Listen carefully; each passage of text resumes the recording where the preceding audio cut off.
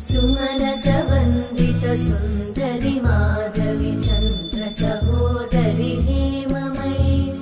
मुनिगणवन्दित मोक्षप्रदायिनि मञ्जुळवासिनि वेदनुते पङ्कजवासिनि देव सुपूजित सद्गुणवर्षिणि शान्तियुते जय जय हे मधुसूदन कामिनि आदिलक्ष्मि जय पालय माम्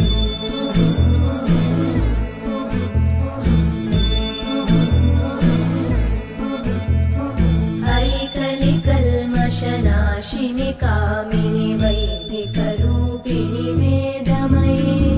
क्षीरसमुद्भव मङ्गलरूपिणि मन्त्रनिवासिनि मन्त्रनुते मङ्गलदायिनि अम्बुजवासिनि देवगणाश्रितपादयुते जय जय हे मधुसूदन कामिनि धान्यलक्ष्मि जय पालय माम् जय वरवर्णिनि वैष्णवि भार्गवि मन्त्रस्वरूपिणि मन्त्रमये सुरगणपूजित शीघ्रफलप्रद ज्ञानविकासिनि शास्त्रनुते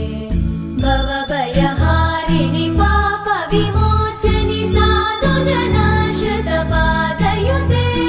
जय जय हे मधुसूदन कामिनि धैर्यलक्ष्मि जय पालय माम्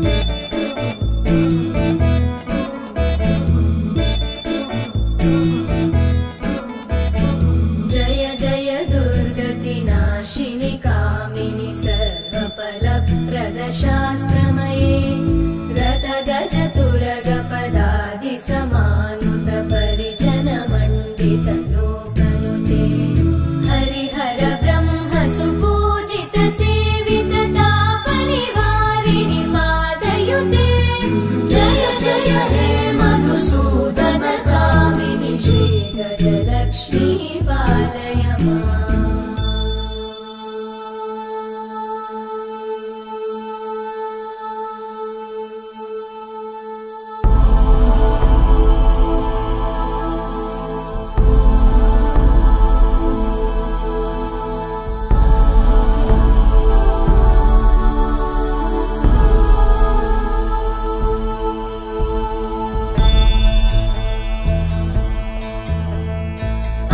ऐकगवाहिनि मोहिनि चक्रिणि रागविवर्धिनि ज्ञानमये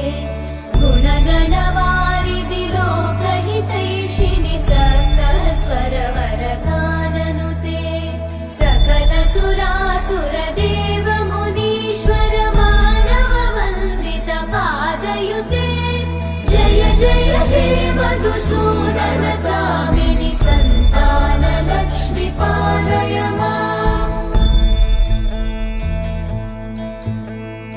जय कमलासनि सद्गतिदायिनि ज्ञानविकासिनि गानमये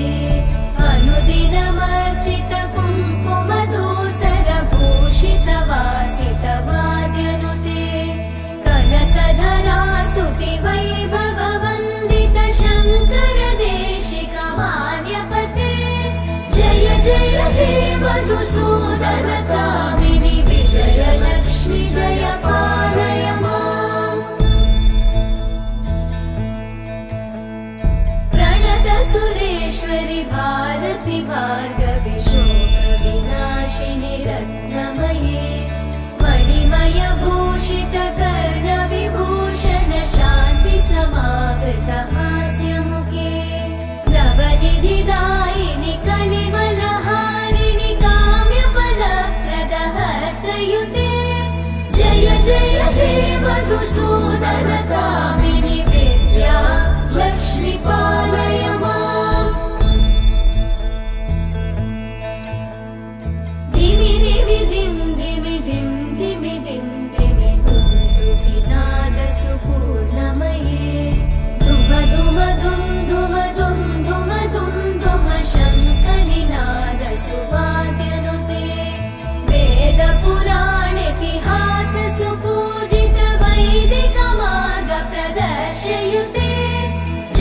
जय हे मधुसूदन कामिनि श्रीधनलक्ष्मी पालय माम् जय जय हे मधुसूदन कामिनि श्रीधनलक्ष्मी पालय माम्।